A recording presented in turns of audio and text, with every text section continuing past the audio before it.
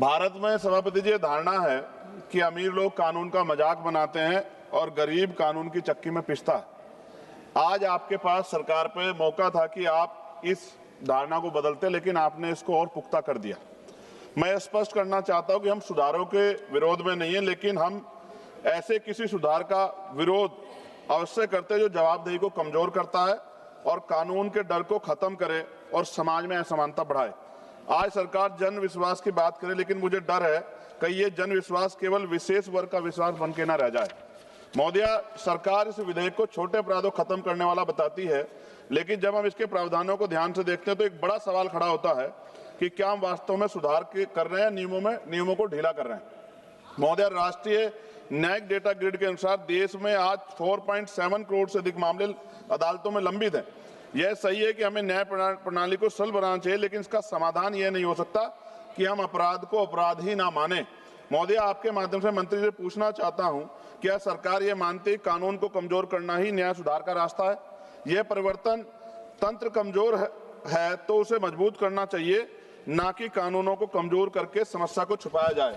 महोदया, इस विधेयक में कई जगह जेल की सजा हटाकर केवल जुर्माना कर दिया गया, और मैं जब ये पढ़ रहा था तो ये भगत सिंह जी की जेल डायरी भी मुझे आज, मैं 2 दिन से इस पर कोशिश कर रहा था कि इसको जानूं।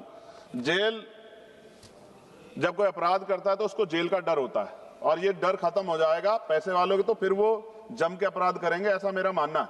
सभापति जी, भारत की टॉप 500 कंपनियों का कुल टर्नओवर लाखों करोड़ रुपए में, ऐसे में कुछ लाख या कुछ करोड़ का जुर्माना उनके लिए सजा नहीं बल्कि कास्ट ऑफ डूइंग बिजनेस बन जाता है। महोदया, हमारे देश में असमानता लगातार बढ़ रही है। ऑक्सफाम की रिपोर्ट के अनुसार भारत की टॉप 1% आबादी के पास देश के लगभग 40% संपत्ति है, जबकि नीचे के 50% के पास बहुत ही सीमित संसाधन है। ऐसे में यदि सजा केवल जुर्माना रह जाए तो गरीब के लिए यह सजा होगी और अमीर के लिए सुविधा बन जाएगी। महोदया, मैं आपके माध्यम से मंत्री से पूछना चाहता हूं कि इस विधेयक में समान कानून की जो भावना है को लेकर जो प्रावधान किया गया है, जब आप इसका उत्तर दे तो मेरे प्रश्न का सवाल जरूर दे, समान कानून की भावना कहां गई? महोदय, जिन कानूनों में संशोधन किया जा रहा है उनमें कई ऐसे हैं जो सीधे तौर पे पर्यावरण और श्रमिकों के अधिकारों से जुड़े हुए हैं। भारत में हर साल लगभग 16 लाख से अधिक लोगों की मृत्यु वायु प्रदूषण से जुड़ी बताई जाती है। एनसीआरबी के अनुसार हर साल हजारों श्रमिक कार्यस्थल दुर्घटनाओं के शिकार होते हैं। ऐसे में यदि इन क्षेत्रों में सख्ती कम की गई जाती है तो इसका सीधा असर आम नागरिकों और मजदूर वर्ग पे पड़ेगा। क्या सरकार यह स्पष्ट करेगी कि पर्यावरण उल्लंघन अब केवल जुर्माने से निपटाए जाने वाला अपराध बन जाएंगे? महोदय, सरकार कहती है कि भारत 2014 के 142वें स्थान से और 2020 में 63वें स्थान तक पर पहुंचा।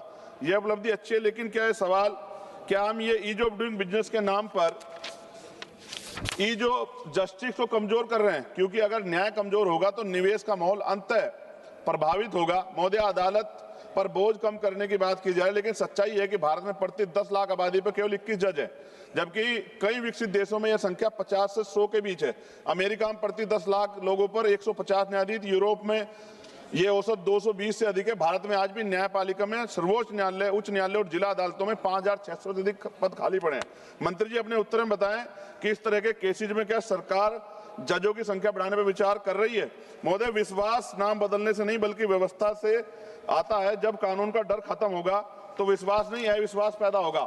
विश्वास कानून में मजबूती से आता है, ना कि उसकी कमजोरी से। महोदय, मैं माननीय मंत्री से अपने जवाब में वो बताएं मुझे, क्या सरकार ने कोई अध्ययन किया है कि इस विधेयक के बाद नियम उल्लंघन बढ़ेंगे या नहीं? क्या बड़े कॉर्पोरेट के लिए जुर्माना कास्ट ऑफ बिजनेस बन जाने का खतरा नहीं है? क्या सरकार ये गारंटी देती है कि पर्यावरण और श्रमिक कानूनों में सख्ती कम नहीं होगी? महोदया, विपक्ष केवल आलोचना नहीं करता, मेरे को सुझाव भी है, समाधान भी है। बार बार उल्लंघन करने वालों पर सख्त दंड, जुर्माने को टर्नओवर पर आधारित किया जाए, पर्यावरण और श्रमिक कानूनों में सख्ती बरकरार रखी जाए और न्यायपालिकाओं में जजों की संख्या बढ़ाई जाए। महोदय, यह विधेयक एक महत्वपूर्ण विषय को छूता है, लेकिन इसकी दिशा और प्रभाव को लेकर गंभीर चिंताएं हैं। आप कानून का डर खत्म करके विश्वास नहीं बना सकते। विश्वास तभी बनेगा जब यह न्याय सभी के लिए समान होगा। और अंत में केवल मैं इतना ही कहना चाहता हूं, कानून अगर कमजोर होगा तो व्यवस्था डगमगाएगी, और व्यवस्था डगमगाएगी तो जनता का विश्वास टूटेगा। मैं इस विधेयक का विरोध करता हूं, लेकिन मंत्री जी को मैं ये कहना चाहता हूं, अगर वो हमारे सुझाव पर काम करेंगे तो ये अंत, जैसे बाबा साहब ने कहा था कि संविधान कितना भी अच्छा क्यों ना हो, चलाने वाले हाथ अच्छे नहीं होंगे, उनकी नीयत अच्छी नहीं होगी, उनकी नीति अच्छी नहीं होगी, तो अंततः संविधान बुरा साबित होगा। और संविधान कितना भी अच्छा, कितना कैसा भी क्यों ना हो, अगर चलाने वाले हाथ अच्छे होंगे, उनकी नीति अच्छी होगी, उनकी नीयत अच्छी होगी, तो अंततः संविधान अच्छा साबित होगा।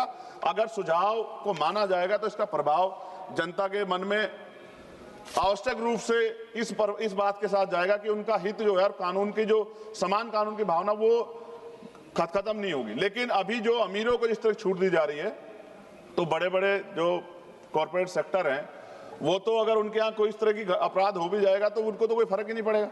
तो इससे क्या कानून, मजदूरों के अधिकार, गरीबों के अधिकार बच पाएंगे?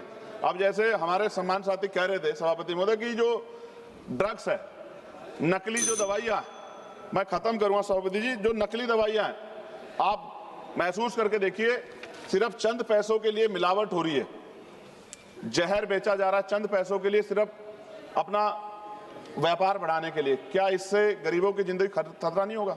क्या सरकार इस तरफ सोच रही है? तो मेरा आपसे आग्रह है कि सरकार इस पर सोचे, और आपने मुझे अवसर दिया, धन्यवाद। जय भीम, जय भारत। माननीय सदस्य श्री उमेश भाई पटेल जी।